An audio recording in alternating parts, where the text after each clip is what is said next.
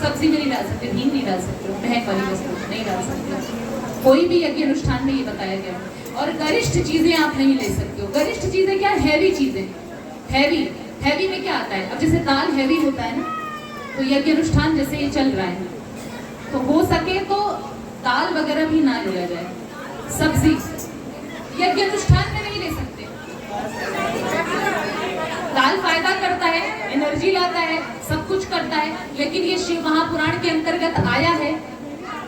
शिव महापुराण के अंतर्गत महात्म्य कथा यदि आप श्रवण करेंगे या उठा के पढ़ेंगे तो गरिष्ठ भोजन अनुष्ठान के अंतर्गत मना है। अब इसका लॉजिक भी सुन लो ना, इसका वैसे भी साइंटिफिक रीजन भी है।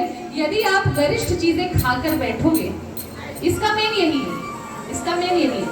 आप वैसे अगर पचा सकते हो तो ठीक है, इसका मेन यही है। इसमें सीधा लिखा हुआ है गरिष्ठ भोजन। दाल वगैरह आप इसलिए नहीं ले सकते क्योंकि वो पचने में टाइम लेता है और आपको कथा श्रवण करनी है।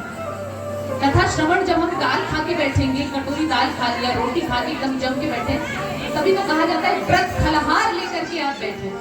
यदि सामर्थ्यता है तो कहा गया है, हमारे पुराणों में, शास्त्रों में कहा गया है, कोई भी यज्ञ अनुष्ठान में कोई भी कथा श्रवण करने जा रहे हो तो सामर्थ्यता है तो सिर्फ और सिर्फ आप एक ही टाइम जो है भोजन ग्रहण करो। शाम के टाइम कथा सुनते टाइम आप भोजन नहीं ग्रहण करो। और वो करने और भी सक्षमता है तो जैसे 9 दिन की कथा है, 7 दिन की कथा है, या फिर 11, जितने दिन का भी अनुष्ठान है उतने दिन तक आप बिना अन्न खाए ही फलाहार पे रहो। ये सामर्थ्यता के भैया, आप घबराइए बिल्कुल मत, आपको घबराना नहीं है। सामर्थ्यता के हिसाब से बताया गया है ना। यदि सक्षमता नहीं है तो एक टाइम भोजन करिए, नहीं सक्षमता है तो आप दोनों टाइम भोजन ग्रहण करके बैठ सकते हैं।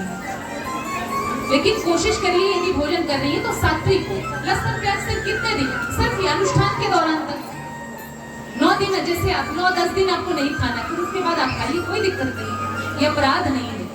लेकिन 9-10 दिन तक यदि आप संकल्प ली है, हम भी चाहते हैं आपका पूर्ण रूप से कल्याण हो।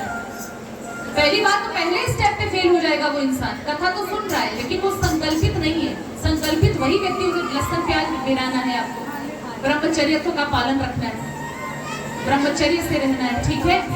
आपको हिंसा नहीं करनी है, चुगली नहीं करनी है, ईर्ष्या नहीं करनी है, काम क्रोध मद लोभ मोह मात्सर्य इन सबसे दूर रहना है। कितने दिन तक? 9 दिन तक तो कम से कम दूर रहो, कम से कम 9-10 दिन तक तो दूर रहो, इतना तो करना ही पड़ेगा। यहाँ तक बात समझ में आ गई? अब क्या किया जाए? मेरी मैया है क्या?